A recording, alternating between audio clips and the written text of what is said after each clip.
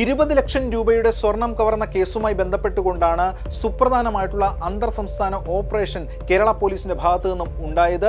Thrikkakara police നടത്തിയ ഓപ്പറേഷനിൽ 3 പേർ പിടിയിലായി. ബംഗാൾ സ്വദേശികളായിട്ടുള്ള പ്രശാന്ത് സർക്കാർ, റഫീഖുൾ മുൻസി, അതോടൊപ്പം തന്നെ രാഹുൽ പണ്ഡിറ്റ് എന്നിവരാണ് അറസ്റ്റിലായത്. അതായത് കഴിഞ്ഞ ജനുവരിയിലാണ് ഈ കേസിന് ആസ്പദമായിട്ടുള്ള സംഭവം നടക്കുന്നത്. തൃക്കാക്കര സെസ്സിലെ ഒരു എക്സ്പോർട്ടിംഗ് സ്ഥാപനത്തിൽ നിന്ന് 141 ഗ്രാം സ്വർണമാണ് മോഷ്ടിക്കപ്പെടുന്നത്. അവിടുത്തെ ജീവനക്കാരായിട്ടുള്ള പ്രശാന്ത് സർക്കാർ, അതോടൊപ്പം തന്നെ റഫീഖുൾ മുൻസി, ഈ 2 പേർ ചേർന്നാണ് സ്വർണം മോഷ്ടിക്കുന്നത്. മോഷ്ടിച്ച ശേഷം ഇവിടെ നിന്ന് കേരളത്തിൽ നിന്ന് അവർ കടന്നു കളയുകയാണ് ഉണ്ടായിട്ടുള്ളത്. അങ്ങനെ പോലീസ് ഇവർക്കായി തെരച്ചിൽ നടത്തുന്നു, അന്വേഷണം നടത്തുന്നു, കേസ് രജിസ്റ്റർ ചെയ്യുന്നു. അങ്ങനെ മുന്നോട്ട് പോകുന്ന ഘട്ടത്തിലാണ് ഒരു സുപ്രധാന വിവരം പോലീസിന് കിട്ടുന്നത്. അതായത് ഈ കേസിലെ 1-ാം പ്രതിയായിട്ടുള്ള പ്രശാന്ത് ആൻഡമാൻ നിക്കോബാർ ദ്വീപിൽ ഉണ്ട് എന്നതായിരുന്നു ആ വിവരം.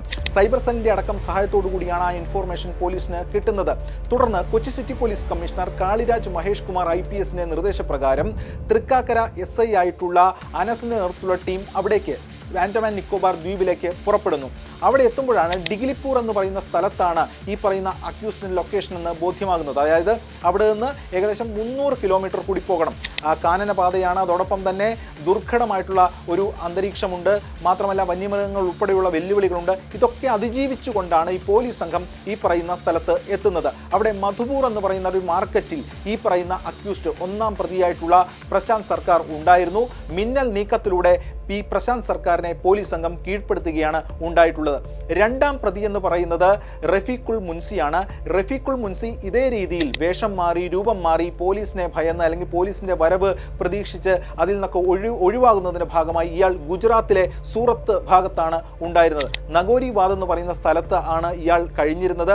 അവിടെ ഒളിവിൽ കഴിയുകയായിരുന്നു. ആ ഒളിസങ്കേതത്തിൽ നിന്ന് ഇയാളെ പോലീസ് സംഘം പിടികൂടുകയാണ് ഉണ്ടായിട്ടുള്ളത്. ഇയാൾ ഫോണടക്കം ഉപേക്ഷിച്ചുകൊണ്ടാണ് അവിടെ ഒളിവ് ജീവിതം നയിച്ചു വന്നിരുന്നത്. അങ്ങനെ സുപ്രധാനമായിട്ടുള്ള 2 അറസ്റ്റ് ഈ കേസുമായി ബന്ധപ്പെട്ട് ഉണ്ടാവുകയാണ്. ഇതോടൊപ്പം പോലീസ് പങ്കുവയ്ക്കുന്ന വിവരം എന്ന് പറയുന്നത് ഈ മോഷണത്തിന് ശേഷം 1-ാം പ്രതിയായിട്ടുള്ള പ്രശാന്തും 2-ാം പ്രതി റഫീഖുൾ മുൻസിയും തമ്മിൽ ഒരു തർക്കം ഉണ്ടാകുന്നുണ്ട്. അതായത് ഇവർ ഈ 141 ഗ്രാം സ്വർണം മോഷ്ടിക്കുന്നു. അത് 25 ഗ്രാം മുംബൈയിൽ എത്തി വിൽക്കുന്നു. തുടർന്ന് ഇവർ ബംഗാളിൽ വരുന്നു. അതിനുശേഷം ഈ വീതം വെപ്പിനെ ചൊല്ലിയാണ് തർക്കം ഉണ്ടാകുന്നത്. അതായത് തുല്യമായി വീതിക്കും സ്വർണം എന്നാണ് റഫീഖുൾ മുൻസി കരുതിയത്. പക്ഷേ പ്രശാന്ത് സർക്കാർ പറഞ്ഞു 92 ഗ്രാം താൻ നേരിട്ടാണ് കമ്പനിയിൽ നിന്ന് മോഷ്ടിച്ചത്, അതുകൊണ്ട് അത് തനിക്ക് വേണമെന്ന്.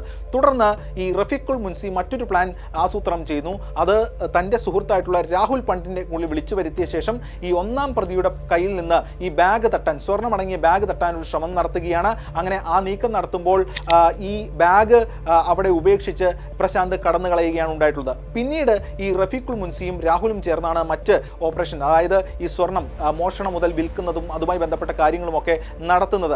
അങ്ങനെ ആ രീതിയിലേക്ക് കാര്യങ്ങൾ പോയി. തുടർന്നാണ് പോലീസ് സംഘം ഈ രാഹുലിനെ, ഈ കേസിലെ 3-ാം പ്രതിയായിട്ടുള്ള രാഹുൽ പണ്ഡിറ്റിനെ പിടികൂടുന്നത്. അതായത് കൊൽക്കത്തയിലെ ഒരു ക്രിമിനൽ സംഘത്തിനിടയിൽ നിന്നാണ് ഇയാളെ പൊക്കുന്നത്. അർദ്ധരാത്രി ആണ് ഈ ഓപ്പറേഷൻ പോലീസിന്റെ ഭാഗത്ത് നിന്ന് സാഹസികമായിട്ടുള്ളൊരു ദൗത്യം ഉണ്ടാകുന്നത്. അങ്ങനെ 3-ാം പ്രതിയും വലയിലാവുകയാണ് ഉണ്ടായിട്ടുള്ളത്. പോലീസ് സംഘം പറയുന്നത് ഇവർ പലയിടങ്ങളിലും സ്വർണം വിൽപ്പന നടത്തിയിരുന്നു. അതുൾപ്പെടെയുള്ള കാര്യങ്ങൾ പോലീസ് സീസ് ചെയ്തിട്ടുണ്ട്. ഏകദേശം ഈ 141 ഗ്രാം സ്വർണത്തിൽ 76 ഗ്രാമോളം വരുന്ന സ്വർണം പോലീസ് സംഘം സീസ് ചെയ്യാൻ കഴിഞ്ഞു എന്നത് വളരെ പ്രധാനപ്പെട്ട ഒരു കാര്യമാണ്.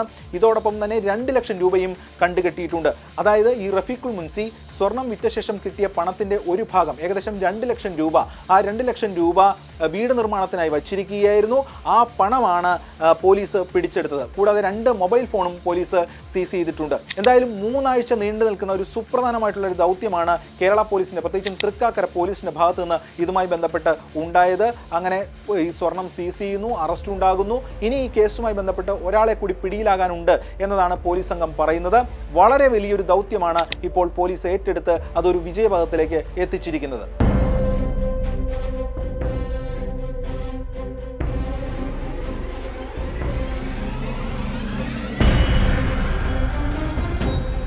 S Ragin, Mathrubhumi news, Kochi.